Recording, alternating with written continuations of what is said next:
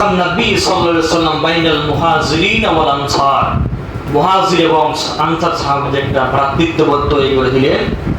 তারই ধারাবাহিকতায় মুহাজির সাহাবী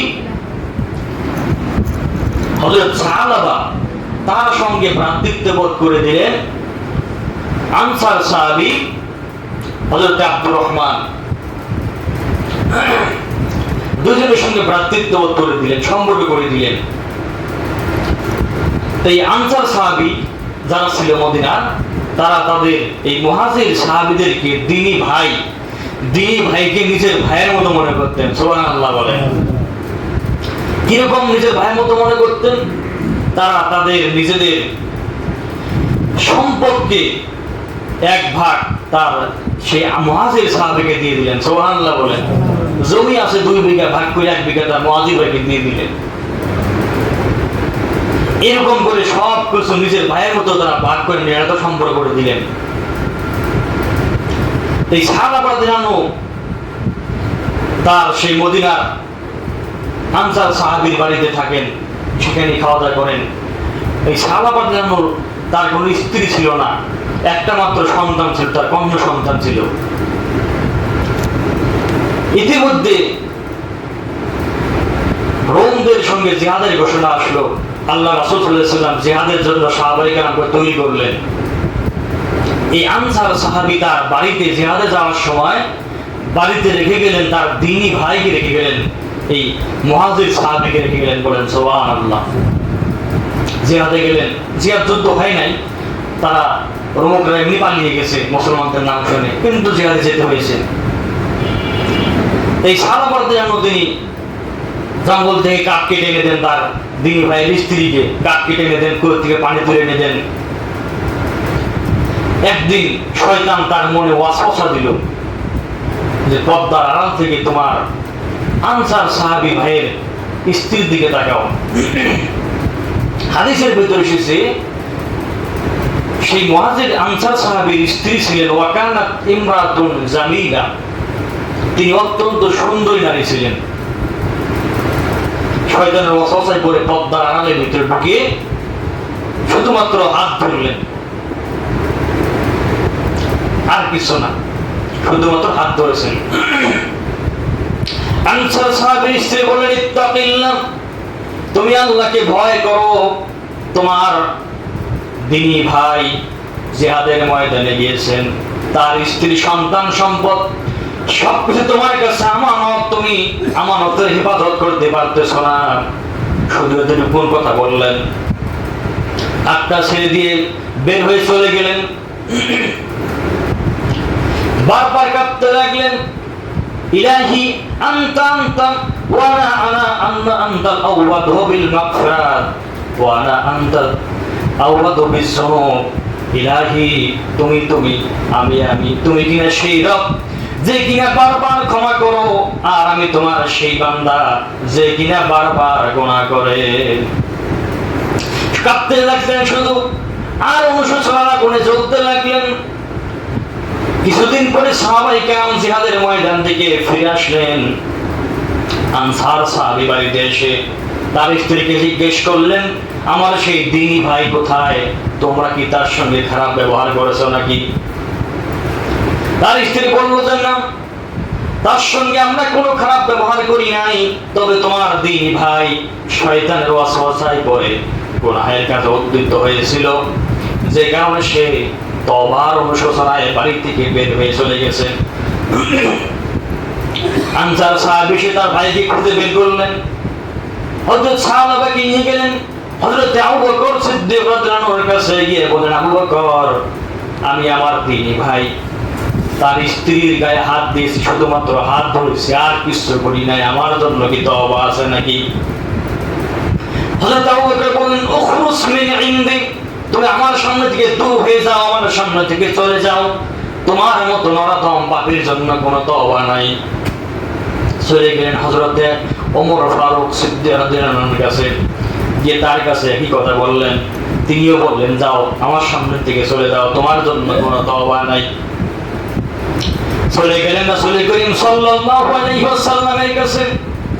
আল্লাহ রাসূল সাল্লাল্লাহু আলাইহি ওয়াসাল্লাম তার চেহারাটা অন্যদিকে ফিরিয়ে নিলেন। বুঝতে পারলেন আবু বকর ফিরিয়ে দিয়েছে, ওমর ফিরিয়ে দিয়েছে। সর্বশেষ আল্লাহ রাসূল সাল্লাল্লাহু আলাইহি ওয়াসাল্লাম তিনি যখন চেহারা ফিরিয়ে নিয়েছেন, সুতরাং আমার জন্য তো আর কোনো তওবার সুযোগ নাই। বাড়িতে গেলেন, মেয়েকে বললেন, তার মেয়ে ছিল, নাম ছিল খিমসা। মেয়েকে বলল, আমার মেয়ে, আমার হাতে পায়ে বেরি পরিয়ে দাও আর জিঞ্জির পরিয়ে দাও, আমি চলে যাব। যতক্ষণ পর্যন্ত আল্লাহর পক্ষ থেকে ক্ষমার ঘোষণা পাবো ততক্ষণ পর্যন্ত আমি আর ফিরে আসবো না। চলে গেলেন। সেই পুরনো কথা, একই কথা বলতেছেন, আল্লাহ তাআলা রাখি, তুমি তুমি তুমি কিনা সে রব যিনি কিনা বারবার ক্ষমা করো, আর আমি তোমার সেই বান্দা যে কিনা বারবার গুনাহ করে। বারবার একই কথা বলতেছেন। এমন সময় আল্লাহ রাব্বুল আলামিন রাসূল করিম সাল্লাল্লাহু আলাইহি ওয়াসাল্লামের কাছে ওহী নাযিল করলেন, হাবিবি আম খালাকাল খালকা, আমার বান্দাকে কে সৃষ্টি করেছে? আপনি বানাইছেন না আমি বানাইছি? আল্লাহ রাসূল বললেন, আল্লাহ তাআলা অবশ্যই আপনি সৃষ্টি করেছেন। আল্লাহ পাক বলেন, হাবিবি জানিয়ে দেন আমি আমার বান্দাকে ক্ষমা করে দিয়েছি, তার জীবনের সব গুনাহ মাফ করে দিয়েছি। বলেন সুবহানাল্লাহ। আল্লাহ রাসূল সাল্লাল্লাহু আলাইহি ওয়াসাল্লাম সাহাবাদেরকে ডাকলেন, বললেন, কে আছো তোমাদের মধ্যে আমাকে সাহাবাকে আমার কাছে এনে দিতে পারো?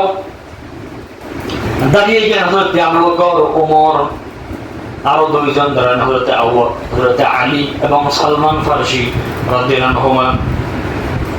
নবীজি আবু বকর ওমরকে বললেন, তোমরা বসো। হযরত আলী এবং সালমান ফারসিকে বললেন, তোমরা যাও, তাকে খুঁজে নিয়ে এসো। সাহাবায়ে কেরাম তাকে খুঁজতে লাগলেন। দুইজনে খুঁজতে খুঁজতে এক পাহাড়ের কাছে চলে গেলেন। সেখানে দেখতে পেলেন এক রাখাল পশু পাখি লালন পালন করতেছে হযরত আলী এবং সালমান ফারসি রাদিয়াল্লাহু আনহুমা। দুইজনে জিজ্ঞেস করলেন, তোমরা কি আল্লাহ রাসূলের সাহাবীকে দেখেছো নাকি? রাখাল বলল, কোন সাহাবীর কথা বলতেছেন?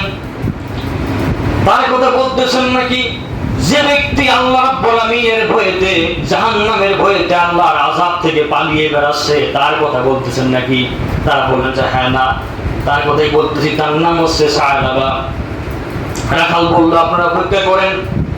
প্রতিদিন যখন সন্ধ্যা হয়ে যায় তখন সে এই গাছের নিচে আসে, এইখানে এসে নামাজে দাঁড়িয়ে যায়, আর সেই পুরনো কথা, একই কথা বারবার বলে, আয় আল্লাহ তাআলা, তুমি তুমি, আমি আমি, তুমি কিনা সে রব যে কিনা বারবার ক্ষমা করে, আর আমি তোমার বান্দা যে কিনা বারবার গুনাহ করি। সেই পুরনো একই কথাই বারবার বলে আর সারা রাত কাটাকাটি করে। হযরত আলী রাদিয়াল্লাহু আনহু এবং সালমান ফারসি রাদিয়াল্লাহু আনহু দুইজন অপেক্ষা করতে লাগলেন। সন্ধ্যা যখন হয়ে গেল, চলে আসলেন। একই অবস্থা, হাত পায়ে জিঞ্জির পরা, বেরি পরা অবস্থায় চলে আসলেন। হযরত আলী এবং সালমান ফারসি রাদিয়াল্লাহু আনহুমা দুইজনে গিয়ে বললেন, ও সাহাবা, আল্লাহ রাসূল সাল্লাল্লাহু আলাইহি সাল্লাম তোমাকে ডেকেছেন, আল্লাহ পাক তোমাকে ক্ষমা করেছেন। বলেন সুবহানাল্লাহ। দুইজনে ধরলেন। সারাদিন তওবা করার কারণে খাওয়া দাওয়া সবকিছু ছেড়ে দিয়ে শুধুমাত্র তওবাই করতে লাগলেন, যে কারণে শরীর অত্যন্ত দুর্বল হয়ে গেছে, হাঁটতে পারেন না, চলতে পারেন না, এমন অবস্থা হয়ে গেছে। হযরত আলী রাদিয়াল্লাহু আনহু ডান হাত ধরলেন, হযরত সালমান ফারসি বাম হাত ধরলেন। দুইজনে দুই হাত ধরে কাঁধে ভর করে নিয়ে গেলেন। মাগরিবের সময়, এমন সময় মসজিদে নববীতে নিয়ে গেলেন। আল্লাহ রাসূল সাল্লাল্লাহু আলাইহি সাল্লাম নামাজ পড়তেছেন, ইমামতি শুরু করেছেন, নামাজ শুরু হয়ে গেছে। তারা পিছনে নামাজে দাঁড়ালেন। আল্লাহ রাসূল সাল্লাল্লাহু আলাইহি সাল্লাম প্রথম রাকাতে সূরা ফাতিহা পড়লেন। সূরা ফাতিহার পরে সূরা তাকাসুর তেলাওয়াত করলেন, আল্লাহাকুমুত তাকাসুর। আয়াত শুনে সাহাবা একটা চিৎকার দিলেন। রাসূল সাল্লাল্লাহু আলাইহি ওয়াসাল্লাম দ্বিতীয়বার বললেন, হাত্তা যুরতুমুল মাকাবির। দ্বিতীয় আয়াত তেলাওয়াত করার সঙ্গে সঙ্গে হযরত সাহাবা আরেকটা চিৎকার দিয়ে বেহুশ হয়ে জমিনের মধ্যে পড়ে গেলেন। নামাজ শেষ হওয়ার পরে নবীজি বললেন, যাও তোমরা পানি নিয়ে এসো। তার গায়ে পানি দাও, হয়তো সব জ্ঞান হয়ে গেছে। হযরত সালমান ফারসি রাদিয়াল্লাহু আনহু তার মাথার কাছে কানটা নিয়ে বললেন, ইয়া রাসূলুল্লাহ, পানি দিয়ে মনে হয় আর কাজ হবে না। কদ ফারাকাত দুনিয়া, আপনার সাহাবী তওবার আগুনে জ্বলতে জ্বলতে এই দুনিয়ার মায়া ত্যাগ করে আল্লাহর দিদারে চলে গেছে। বলেন সুবহানাল্লাহ। সাহাবীর সন্তান একমাত্র কন্যা খিমসানা এসে আল্লাহ রাসূলের কাছে অনুমতি চাইল, ইয়া রাসূলুল্লাহ, আমাকে অনুমতি দেন, আমি আমার পিতাকে দেখতে চাই। কি হলো? খিমসানা কাছে গিয়ে বলতেছে, পিতা, বাবা তুমি আমাকে রেখে চলে গেলে, তুমি তো জানো আমার মা নাই, বাবা নাই, ভাই নাই, আর কেউ নাই, একমাত্র তুমি ছিলা, এখন তুমিও চলে গেলা, আমি কাকে বাবা বলে ডাকবো? নবীজি বললেন, খিমসানা কেঁদো না, আজ থেকে আমি মুহাম্মদ সাল্লাল্লাহু আলাইহি সাল্লাম তোমার পিতার মতো, হযরত আয়েশা তোমার মায়ের মতো, ফাতেমা তোমার বোনের মতো। বলেন সুবহানাল্লাহ। খিমসানা বলল, ইয়া রাসূলুল্লাহ, আমার কোনো দুঃখ থাকলো না। নবীজি সাহাবীদেরকে বললেন, আমার সাহাবীরা, তার জানাজার কাফন দাফনের ব্যবস্থা করো, আমি রাসূল তার জানাজা পড়াবো। বলেন সুবহানাল্লাহ। তার জানাজার ব্যবস্থা হয়ে গেল। জানাজার নামাজ শেষ করে নবীজি কবরের দিকে রওনা হলেন। নবীজি সামনে সামনে গেলেন, পিছনে তার লাশ নিয়ে দেওয়া হচ্ছে। হযরত আলী রাদিয়াল্লাহু আনহু দেখলেন নবীজির পা, পুরো পা মাটিতে রাখতে পারতেছেন না, পায়ের বুড়ো আঙ্গুলের উপরে ভর দিয়ে সামনে হেঁটে যাচ্ছেন। দাফন শেষ করে নবীজিকে জিজ্ঞেস করলেন, ইয়া রাসূলুল্লাহ, আপনি কেন পুরো পা মাটিতে রাখলেন না? পায়ের বৃদ্ধাঙ্গুলের উপরে ভর করে হেঁটে গেলেন। নবীজি বললেন, আমার সাহাবীরা শুনে রাখো, হযরত সাহাবার তওবা আল্লাহ রাব্বুল আলামিন এমন ভাবে কবুল করেছেন, আসমানের সমস্ত দরজাগুলো খুলে দিয়েছেন। বলেন সুবহানাল্লাহ। তার জানাজায় এত পরিমাণ ফেরেশতা নাজিল হয়েছে যে আমি রাসূল ফেরেশতা অধিক হওয়ার কারণে পুরো পা জমিনে রাখার জায়গা পাচ্ছিলাম না। বলেন সুবহানাল্লাহ। এর নাম হচ্ছে তওবা। এই নিষ্ঠ তওবা। এই তওবা যদি করা হয়, আল্লাহ পাক এই তওবা করার কথাই বলেছেন, ইয়া আইয়ুহাল্লাযীনা আমানু তুবু ইলাল্লাহি তাওবাতান নাসুহা। সুবহানাল্লাহ।